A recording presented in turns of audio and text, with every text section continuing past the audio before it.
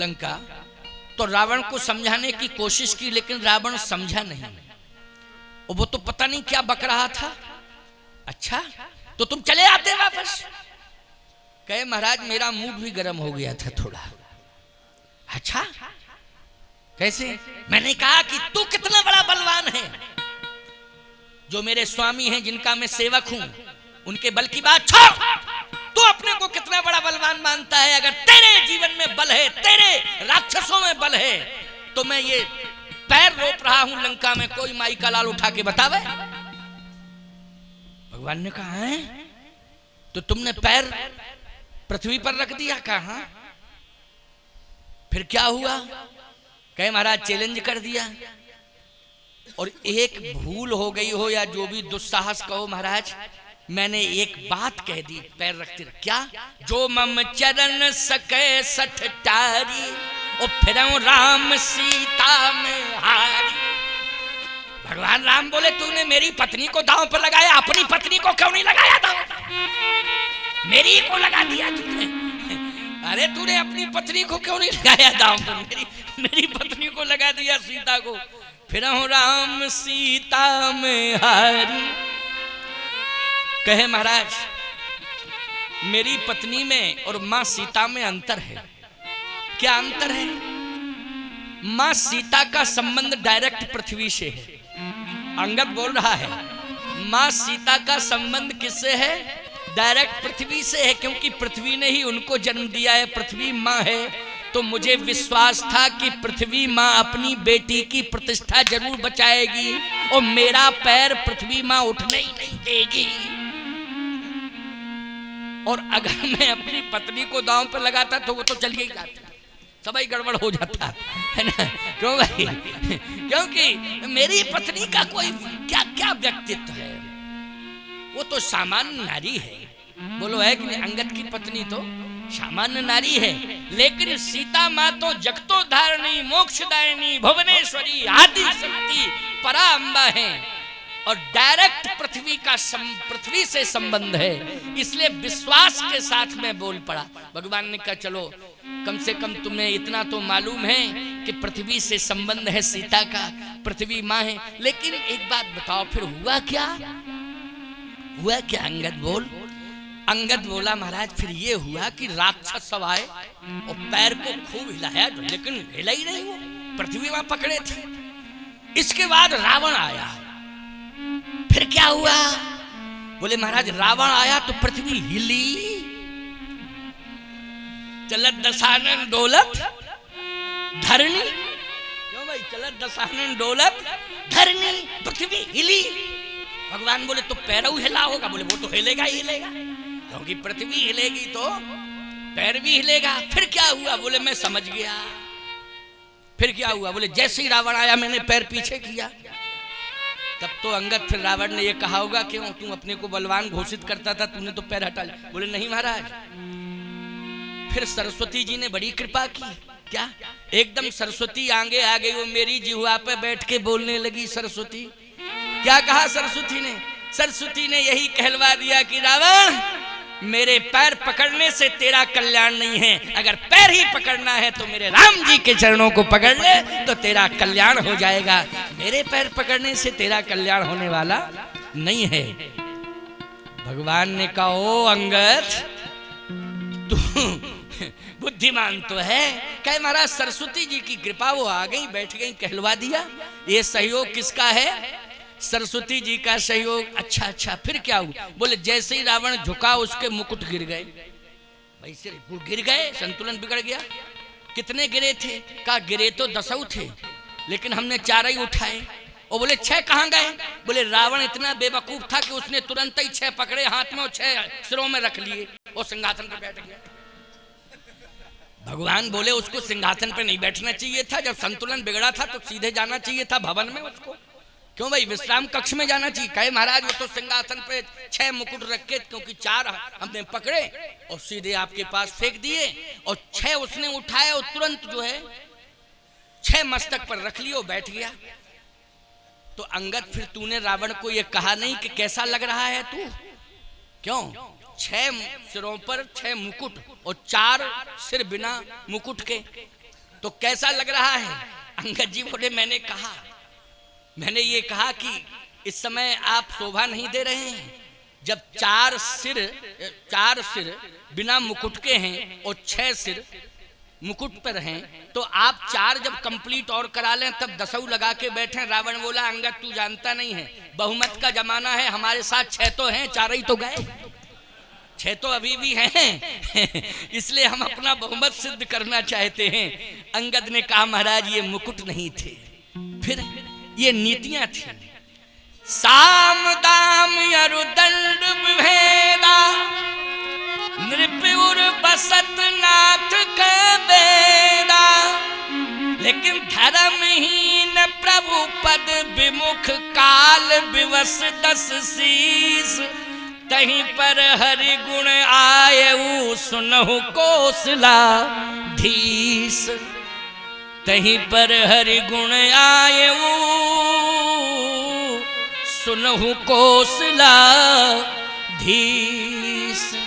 इसलिए काल के वशीभूत रावण हो गया है।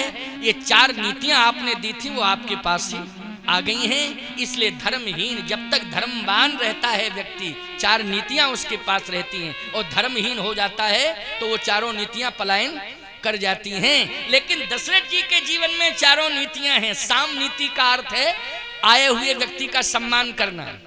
तो दशरथ जी ने विश्वामित्र जी का सम्मान किया कि नहीं किया? तो साम नीति का सदुपयोग किया कि दुरुपयोग किया? सदुपयोग किया। अच्छा भाई, साम नीति के बाद है दाम नीति। तो दाम नीति का भी सदुपयोग है। मांगो भूम देन धन कोसा सर्वसाज देहु। तो बोलो दाम नीति का भी सदुपयोग कर रहे हैं कि महात्मा के चरणों में पूरा राजकोष समर्पित कर रहे हैं? बोलो कर रहे हैं। तो क्या कर रहे हैं? बोलो दुरुपयोग की सदुपयोग? सदुपयोग कर रहे हैं भाई। अपना धन महात्मा को दे रहे हैं, जुआ के दांव पे तो नहीं लगा रहे, महात्मा को दे रहे। ये धन का सदुपयोग है। तीर्थ में दान दो, संतों को दान दो, गरीब कन्याओं के हाथ पीले कराओ, प्याऊ वगैरह लगाओ, वृक्षारोपण कराओ, ये धन का सदुपयोग है। बोलो है कि नहीं? इसलिए धन का सदुपयोग करना चाहिए, धन का दुरुपयोग नहीं करना चाहिए। इसलिए संत के हाथ में यज्ञ की रक्षा के लिए धन दे रहे हैं, तो दाम नीति का सदुपयोग। अब प्यारे, संतों के ऊपर दंड नीति का प्रयोग रघुवंश में नहीं किया जा सकता है, चाहे जैसी कंडीशन आ जाए, लेकिन दंड नीति नहीं, ये नियम है। भेद नीति का भी प्रयोग नहीं किया जा सकता, लेकिन दशरथ जी ने विषम परिस्थिति में यहाँ थोड़ा भेद नीति का प्रयोग कर दिया। अब भेद नीति का क्या प्रयोग किया है इसकी चर्चा हम कल सुनाएंगे, आज नहीं, क्योंकि आज इतना ही 9:20 हो गया है। अभी कीर्तन कर लो, और कीर्तन करने के बाद फिर आरती, और आरती के बाद फिर प्रसाद पाओ। तो वो तो 10 ही बज जाता है प्रसाद पाते पूते, इसलिए 9:20 हो गया। 2 मिनट का कीर्तन, फिर आरती वो 9:30 हो जाएगा, है ना। और इसके बाद में फिर आओ भगवान के नाम का थोड़ा कीर्तन कर लो। कल चर्चा होगी, और परसों श्री सीताराम जी का विवाह संपन्न होगा। परसों श्री राम जय जय राम, श्री राम जय राम, श्री राम जय राम, जय जय राम, श्री राम जय राम, जय राम, श्री राम जय राम, जय जय राम, श्री राम जय राम, जय जय राम, श्री राम जय राम, जय जय राम, श्री राम जय राम, जय जय राम, श्री राम जय राम,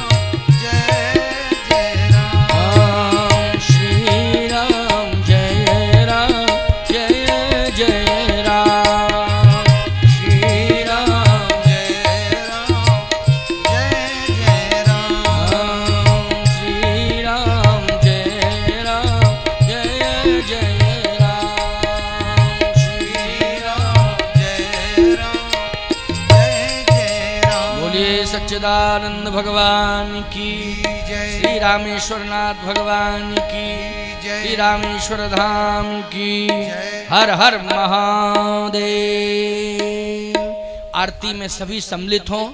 आरती में पूरे समय तक खड़े रहेंगे, आरती का स्वागत करेंगे, सम्मान करेंगे, आरती लेंगे, मस्तक से लगाएंगे। बस आरती के बाद ही प्रसाद ग्रहण करने की व्यवस्था है, तो आप लोग प्रसाद ग्रहण करेंगे।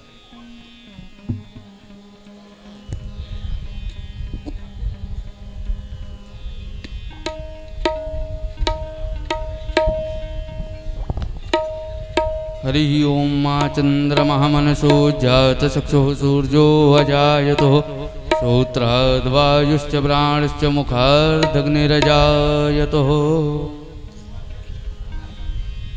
आइए भाव से भगवान की मंगलमय आरती का दर्शन करें। सब लोग भाव से गाएं।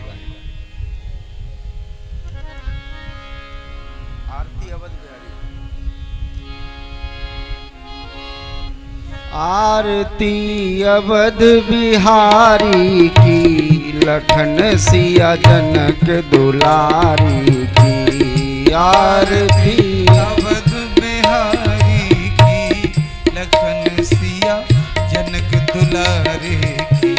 आरती अवध बिहारी की, लखन सिया जनक दुलारी की। आरती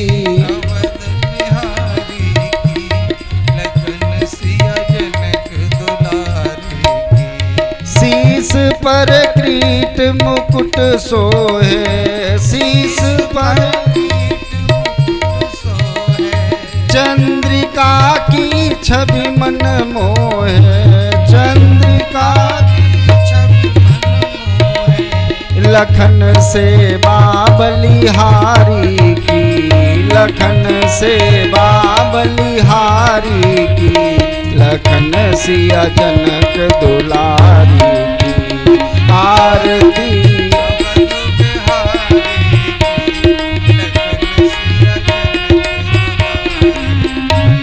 कपोलन पैल के झलके, कपोलन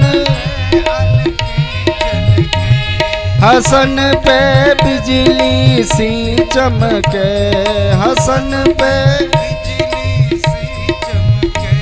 रेख कजरारे नैनन की, रेख कजरारे नैनन की। लखन सिया जनक दुलारी की। आरती अवध बिहारी की, लखन सिया जनक दुलारी की। धन्य सरयू निर्मल नीरा, धन्य सरयू भरत रिपुदलन महावीरा, भरत चरण से धनुधारी की, चरण से धनुधारी की।